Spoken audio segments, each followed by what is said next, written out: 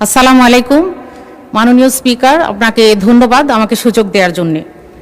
ডাক, টেলিযোগাযোগ ও তথ্য প্রযুক্তি মন্ত্রণালয়ের কার্যক্রমে দক্ষ জনবলের অভাব, অবকাঠামোগত সীমাবদ্ধতা, গবেষণা ও উদ্ভাবনে অপর্যাপ্ত বিনিয়োগ এবং বিভিন্ন সেবায় ধীর গতি পরিলক্ষিত হচ্ছে।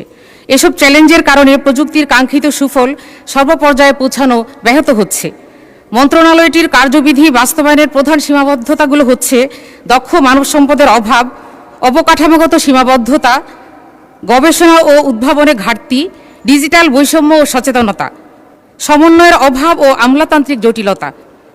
মন্ত্রণালয়টির এসব সীমাবদ্ধতা দূর করতে সরকারের কী ধরনের পদক্ষেপ রয়েছে, মাননীয় স্পিকারের মাধ্যমে আমি সংশ্লিষ্ট মন্ত্রণালয়ের মন্ত্রী মহোদয়কে এর উত্তর প্রদানের জন্য অনুরোধ করছি। আসসালামু আলাইকুম, ধন্যবাদ। মাননীয় মন্ত্রী। ধন্যবাদ মাননীয় স্পিকার। ইনফ্যাক্ট লাস্ট 17 ইয়ার্স এত ইরেগুলারিটি রয়ে গেছে আইসিটি সেক্টরে, আমরা এসব পরিষ্কার করতে আমাদের সময় লাগছে।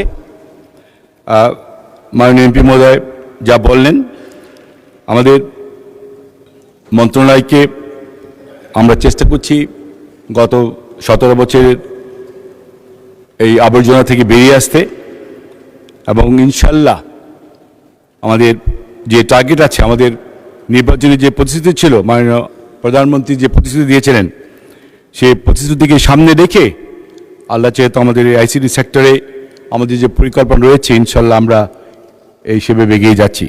ধন্যবাদ মাননীয় স্পিকার।